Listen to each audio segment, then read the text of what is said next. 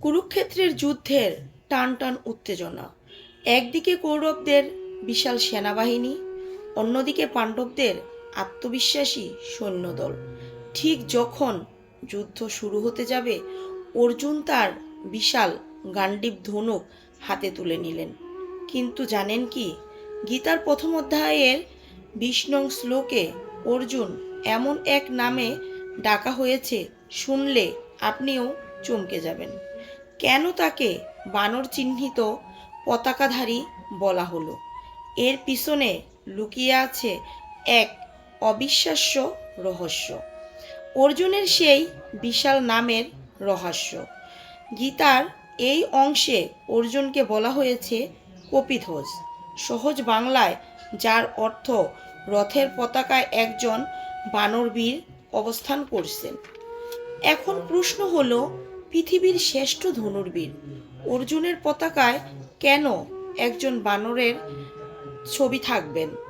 আসলে এই বানরটি সাধারণ কেউ ছিলেন না, তিনি ছিলেন স্বয়ং পবনপুত্র হনুমান।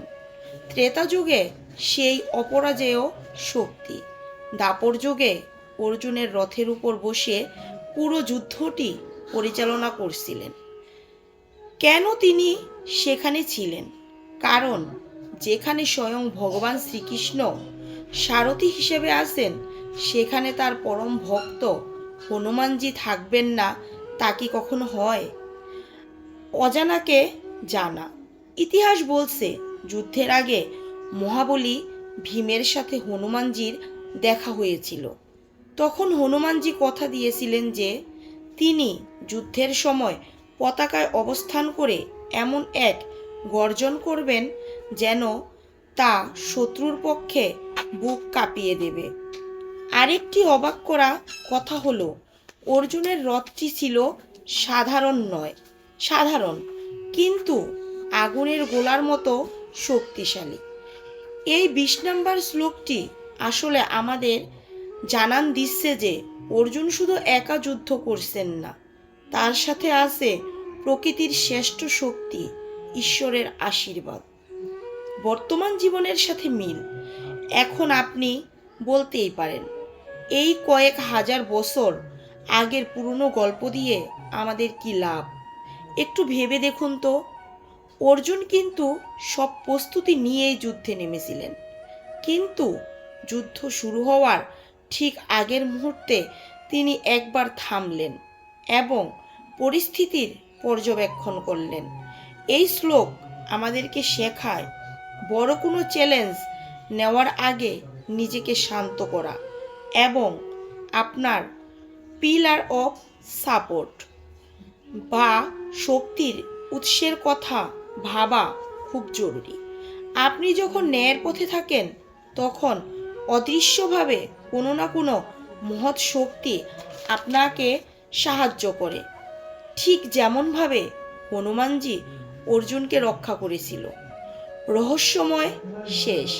ভিডিওটির শেষে একটি বোনাস ফ্যাক্ট দিয়ে যাই। 18 দিন যুদ্ধের শেষে অর্জুন যখন রথ থেকে নামলেন এবং হনুমানজি পতাকা থেকে চলে গেলেন, ঠিক কয়েক সেকেন্ডের মধ্যে পুরো রথটি পুড়ে ছাই হয়ে গিয়েছিল। অর্থাৎ এই রথটি কেবল হনুমানজির উপস্থিতির কারণেই টিকে ছিল। এই 20 নম্বর শ্লোকটি আসলে সেই অপরাজেয় সুরক্ষার প্রথম সংকেত ছিল। বন্ধু, আপনাদের কাছে আমার একটা প্রশ্ন, আপনারা কি অর্জুনের রথের এই রহস্য জানতেন?